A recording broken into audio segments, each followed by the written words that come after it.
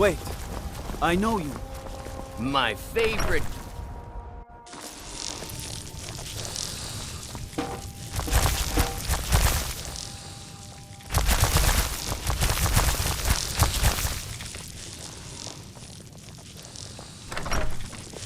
Papa, you're back. Did you get me a present? Aww.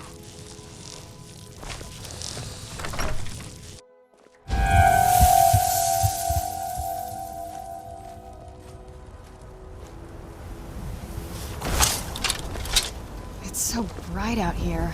I don't know how you stand it.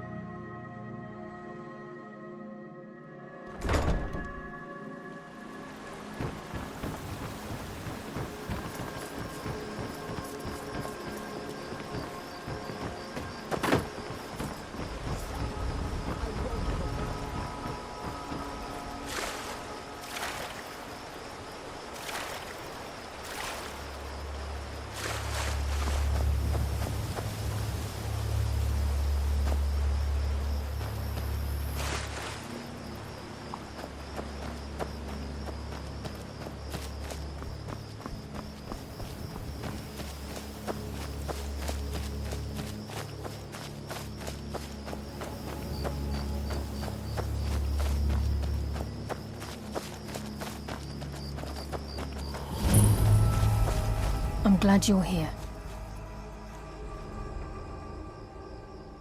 This is the headquarters of the Nightingales, cut into the mountainside by the first of our kind.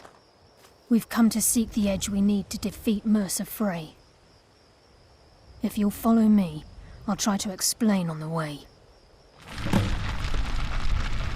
This way, please.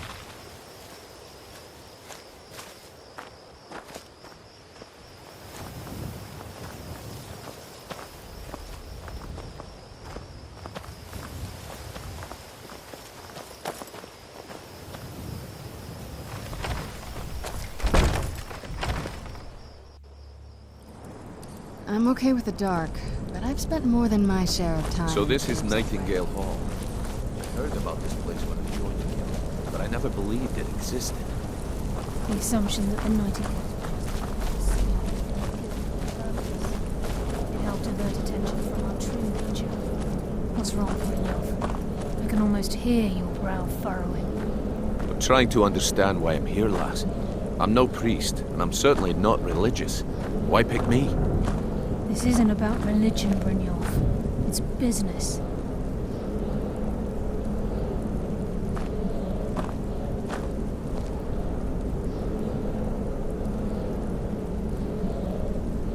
This is Nightingale Hall. You're the first of the uninitiated to set foot inside in over a century. Now, if you'll both proceed to the armory to don your Nightingale armor, we can begin the oath. This is enough to make your head spin, eh?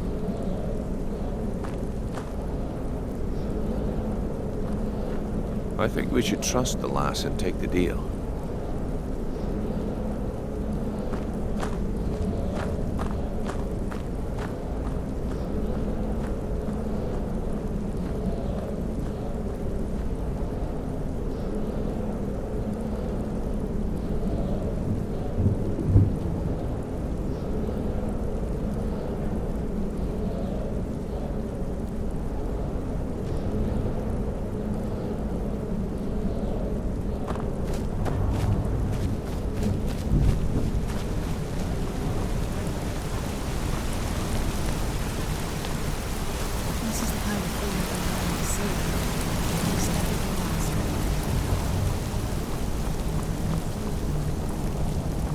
I think we should trust the lass and take the deal. You seem hesitant to don your Nightingale armor.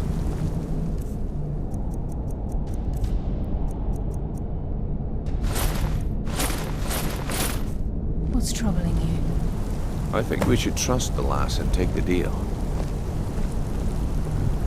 You appear ready for the oath.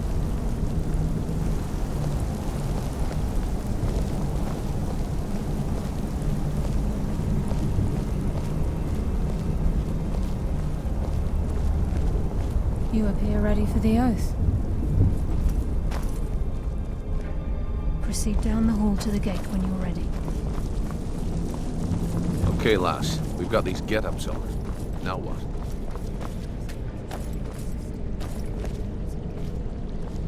Whoa there, lass. I appreciate the armor, but becoming a Nightingale? That was never discussed. To hold any hope of defeating Mercer, we must have Nocturnal at our backs. If she's to accept you as one of her own, an arrangement must be struck. What sort of arrangement? I need to know the terms.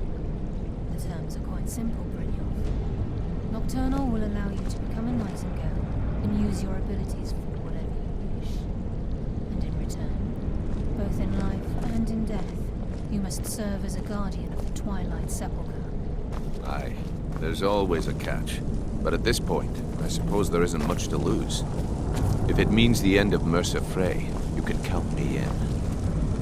What about you? Are you ready to transact the oath with Nocturnal? Good. After I open the gate, please stand on the western circle. This is enough to make your head spin, eh?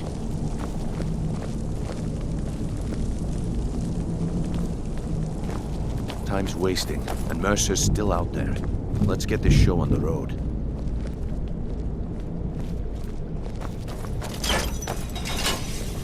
We'll speak when the oath is complete.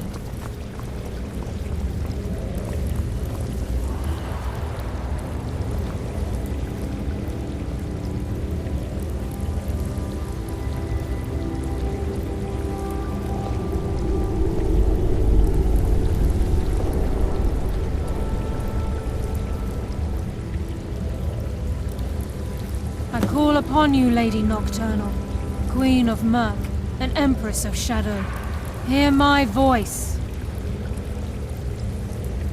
Ah, Carlia. I was wondering when I'd hear from you again. Lose something, did we?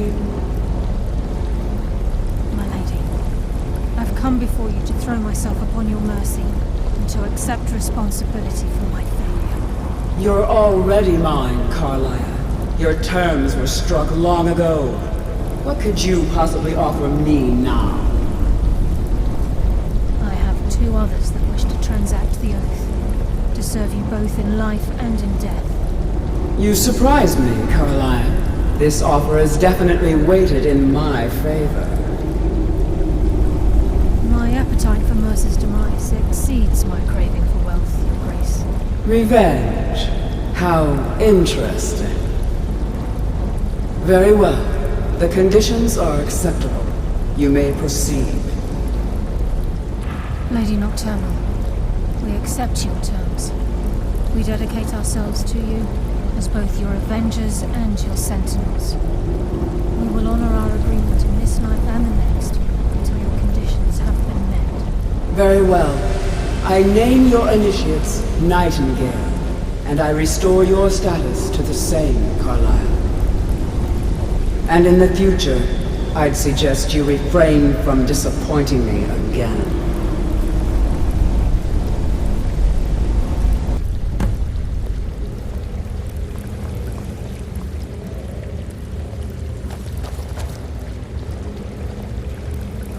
Now that you've transacted the oath, it's time to reveal the final piece of the puzzle to you. Mercer's true crime. Mercer was able to unlock the Guild's vault without 2 keys because of what he stole from the Twilight Sepulchre, the skeleton key. By doing this, he's compromised our ties to Nocturnal and, in essence, caused our luck to run dry. Well, yes, but the key isn't only restricted to physical barriers. All of us possess untapped abilities, the potential to wield great power securely sealed within our minds. Once you realize the key can access these traits, the potential becomes limitless.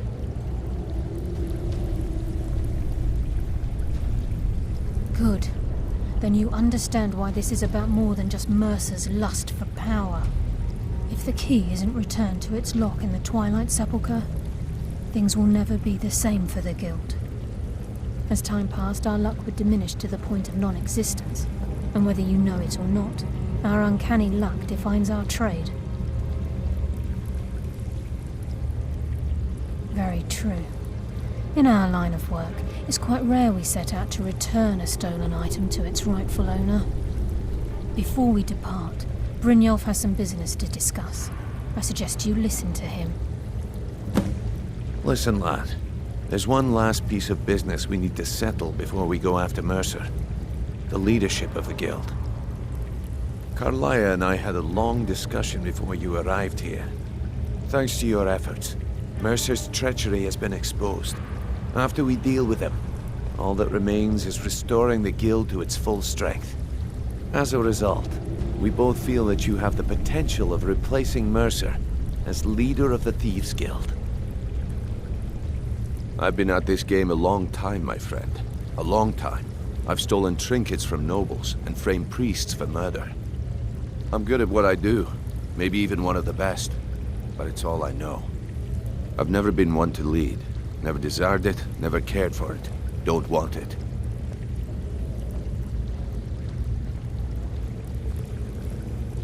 Well, we have a bit of an errand to run before your coronation, so don't get sentimental on me now. Then it's decided. When this is all over and Delvin's contacts assure me that we've regained our footing in Skyrim, we'll handle the details. Until then, we have quite the task ahead. I've been poring over the plans you brought us, and I'm convinced the eyes of the Falmer are in the Dwarven ruins at Erkenthand. Carlaya and I will meet you there. Prepare yourself, lad. This will be a fight to remember. Aye, and some of what Carlaya said is starting to make sense.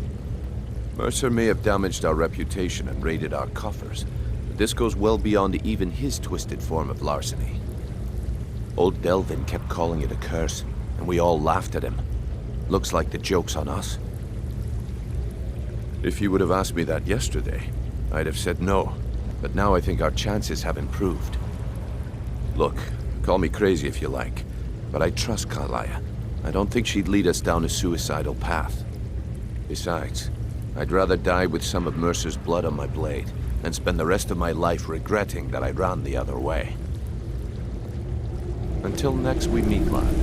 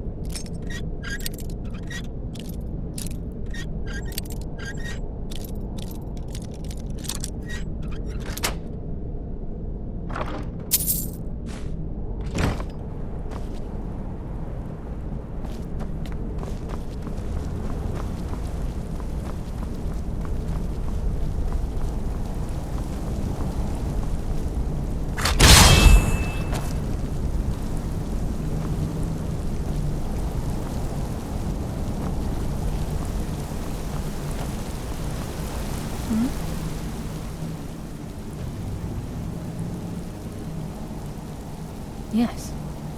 Now that you're a Nightingale, you may consider this your home. You'll find that this place offers many things that will help you in your endeavors, as well as a wealth of information for you to learn. Once the skeleton key has been restored to the Twilight Sepulchre, I'll make this place my home as well. With the skeleton key missing from the Twilight Sepulchre, I'm afraid Mercer's seen to it that none of us can benefit from Nocturnal's gifts. You merely transacted the oath, signed the unwritten contract with Nocturnal. In order for us to receive our abilities, our end of the bargain, I'm afraid the key must be returned. If Nocturnal was truly displeased with me, with any of us, she wouldn't have answered my call. I have no doubt that we still hold her favor, and I believe it gives us enough of an edge to defeat Mercer Frey.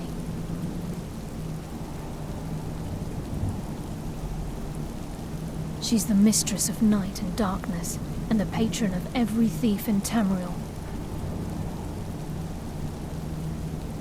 Nocturnal isn't one for worship and reverence. There are no priests and no sermons, no services, and no arts. She influences our luck, and in return, demands payment. You're closer to understanding than you realize.